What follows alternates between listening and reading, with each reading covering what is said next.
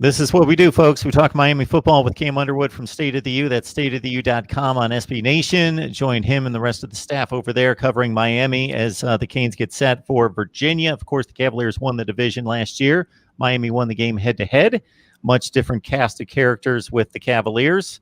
And Miami looking to move to 5-1, which brings us to a topic that's being bandied about in the live chat concerning the ACC tiebreaker situation. So, in a situation in which we expect Clemson to run the table and win all the games. They do play Notre Dame, but that's about the only possible challenge.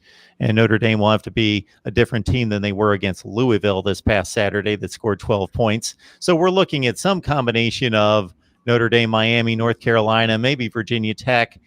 And the only two teams of a contending status, I believe, that don't play are Miami, Notre Dame. Miami, North Carolina, now that the Heels have lost to Florida State, it could be a messy second place situation. I Googled this, Beard God Kell, at some point, and I couldn't find a definitive explanation of how a second place tie would be determined other than the obvious head-to-head. But if it's a these two teams didn't play, or it's a three-way tie, do you know what we're looking at? I don't.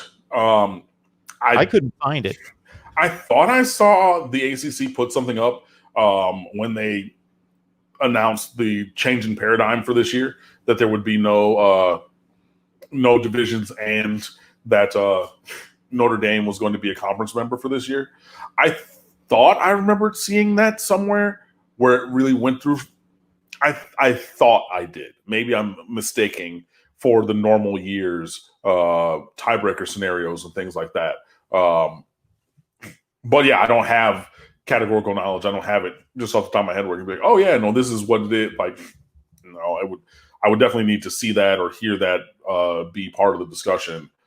Evan is asking, Cam, any thoughts on Miami going the transfer portal route at quarterback if we can't flip Jake Garcia? That comes with three things. Number one, is D'Eriq King going to come back for a fifth year or sixth year?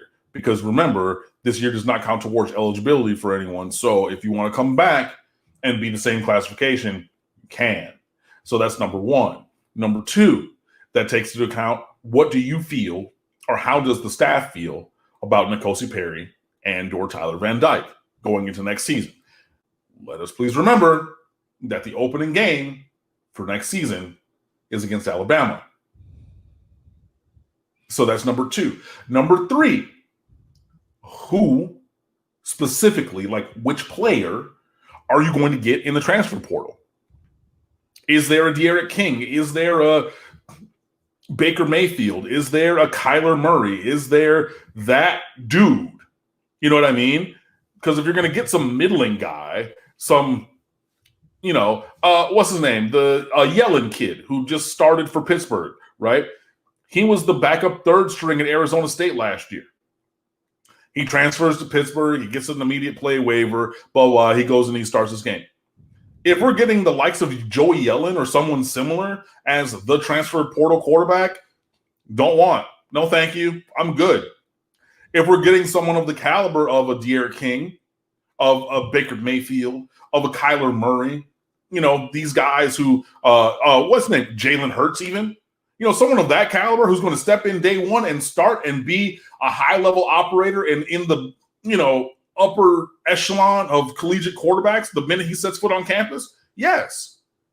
I want, but I don't know who that would be. So is D'Eriq King going to come back? What do you think about, or what does the staff think about Perry and or Van Dyke, and who's available? All of those things go into that. So is it possible that we could, even if we get Jay Garcia, to flip? Yes. I mean, but like I said, is D'Eriq King staying? Who knows? Is it possible that we could not ever send, or even without getting Jay Garcia to flip? Yeah, but I mean, I think that those 3 points, is D'Eriq King coming back? What does the staff feel about 5 or 18 or 5 or 19 at quarterback? And who would be available to come in as that transfer portal quarterback? I think those are the points of conversation that would lead us to a conclusion on that